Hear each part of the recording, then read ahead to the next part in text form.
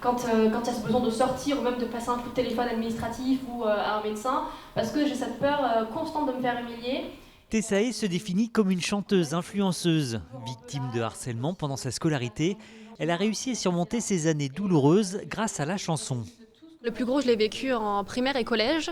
Et le lycée, j'ai eu les séquelles. Et j'ai été impactée par rapport à tout ça, ce qui a mené à une déscolarisation de ma part. C'était des moqueries, des humiliations sur le physique, sur ma manière d'être.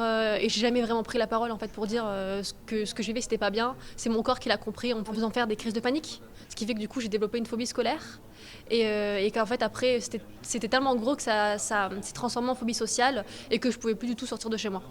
Une histoire poignante qu'elle est venue partager avec les secondes du lycée Notre-Dame de Fontenay-le-Comte. Une intervention qui s'inscrit dans le cadre du parcours éducatif. Elle est la jeune qui se trouve en face de nous tous les jours et elle a tiré les bonnes ficelles et elle s'est fait aider et aujourd'hui elle montre que rien n'est impossible et que finalement il faut se faire confiance et faire confiance dans les autres et surtout parler. Pour Tessae, c'est l'écriture qui a fait office de thérapie. Avec la chanson d'abord, puis un livre sorti en 2021 intitulé Frôler les murs. Un ouvrage récemment adapté en téléfilm et diffusé sur M6 le 12 septembre dernier. Suite effectivement à ce film, un débat va avoir lieu, ou un échange plus exactement avec Tessae.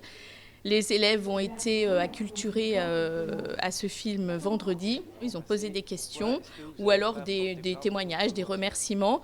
J'aimerais bien savoir si elle a rencontré les personnes qui l'avaient harcelée quand elle était plus jeune. Et je voulais savoir aussi si dans ses chansons encore elle parlait de ce thème-là. D'habitude, c'est des personnes, on va dire, plus âgées qui nous parlent de harcèlement, des professeurs, des intervenants plus âgés. Et là, le fait qu'elle l'ait vécu récemment et qu'elle est dans notre tranche d'âge, on la sent plus impliquée et plus à l'écoute.